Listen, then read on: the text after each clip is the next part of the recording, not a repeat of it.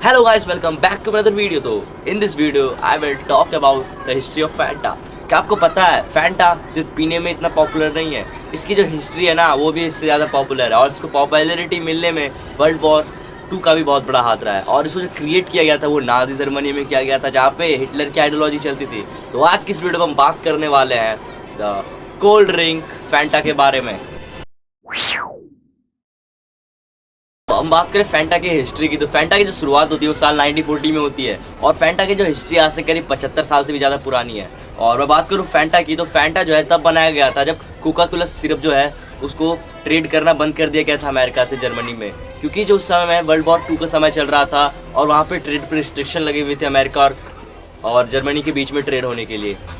तो इसी बीच उस समय के जो कोका कोला के जो जर्मनी बोटलिंग कंपनी है, यानी कि कोका कोला जो जर्मनी में उसका जो ब्रांच है, उसकी जो बोटलिंग कंपनी है वो क्या करती है, उनके जो ऑनर होते हैं मैक्स के, तो वो आइडिया लगाते हैं कि यहाँ के जो इंग्रेडिएंट और रिसोर्सेज का इस्तेमाल करके हम कुछ बढ़िया सा एक ड्रिंक को क्रिएट कर सकते हैं। जो हमारे यहाँ के रिसोर्सेज हैं वो अवेलेबल भी यहाँ पे होगी और इसका हम इस्तेमाल करके अपनी कंट्री में हम एक और न्यू ड्रिंक का जो है शुरुआत कर सकते हैं। क्योंकि उस समय में जो है कोका कोला सिरप जो है पूरी all over the world famous थी और जर्मनी में भी कोका कोला सिरप ही उससे पहले जो है मतलब पिया जाता था और बहुत ही ज़्यादा पॉपुलर था। लेकिन उस समय में इस ट्रेड रिस्ट्रिक्शन के कारण, वर्ल्ड वॉर 2 के कारण जो है कोका कोला के ऊपर जो है पूरी तरीके से रिस्ट्रिक्शन लगा था उनके इंग्रेडिएंट को ट्रांसपोर्ट करने में, रिसोर्सेज को ट्रांसपोर्ट करने में।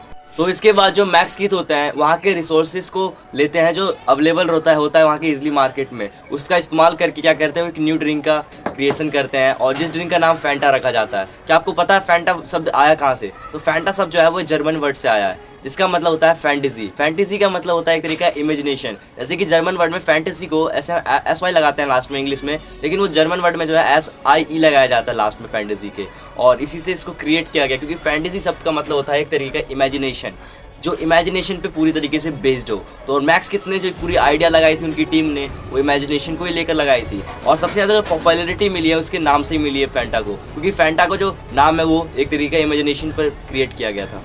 दोस्तों फैंटा को जो है पॉपुलैरिटी बहुत जल्दी मिल रही थी जर्मनी के अंदर और ऑल ओवर द जर्मनी इसकी जो पॉपुलैरिटी है धीरे धीरे बढ़ने लगी थी। और इतनी जल्दी पॉपुलैरिटी बढ़ने के कारण साल 1955 जब वर्ल्ड वॉर ख़त्म होता है, उसके बाद साल 1955 में इसे all over the world produce किया जाता है, अमेरिका को भी इंक्लूड करके। और ऑल ओवर द प्रोडक्शन की हम बात करें तो फैंटा जो है एक पॉपुलर ड्रिंक बन जाती है और अमेरिका के अंदर जो है इसे ऑरेंज फ्लेवर में जो है प्रोड्यूस किया जाता है और तभी से फैंटा ऑरेंज जो है और भी ज़्यादा पॉपुलर हो जाता है। आज तक तो करीब 190 कंट्रीज़ जो है वो फैंटा को मैन्युफैक्चर करती है और अपने कंट्री के अंदर पब्लिश करती है, उसके प्रोडक्शन हाउस को मैनेज करती है। और फैंटा जो है करीब 190 कंट्री में अलग अलग फ्लेवर से मिलता है। आपने भी जरूर फैंटा पिया होगा, आपने अगर पिया है तो कमेंट जरूर करें। फैंटा कोल्ड ड्रिंक है, उसकी पॉपुलैरिटी के जो पीछे छुपे हुए हैं वह है मैक्स कीथ, जो उस समय के ऑनर थे Coca Cola bottling company Germany के अंदर, और उन्होंने ही अपनी मेन आइडियोलॉजी, अपनी इमेजिनेशन का इस्तेमाल करके जो है इसके ऊपर पूरा काम किया था और फैंटा जैसे पॉपुलर ड्रिंक को क्रिएट किया था। हमें फैंटा जैसी कंपनी जो है इंस्पायर करती है कि जो हमारी क्रिएटिविटी है, हमारा जो इमेजिनेशन है वो एक तरीके का हमारा वेपन है और हम क्रिएटिविटी और इमेजिनेशन से कुछ भी कर सकते हैं। और thanks to Fanta company to provide this opportunity to create a video. तो मिलते हैं अगली वीडियो में, तब तक के लिए जय हिंद, जय भारत।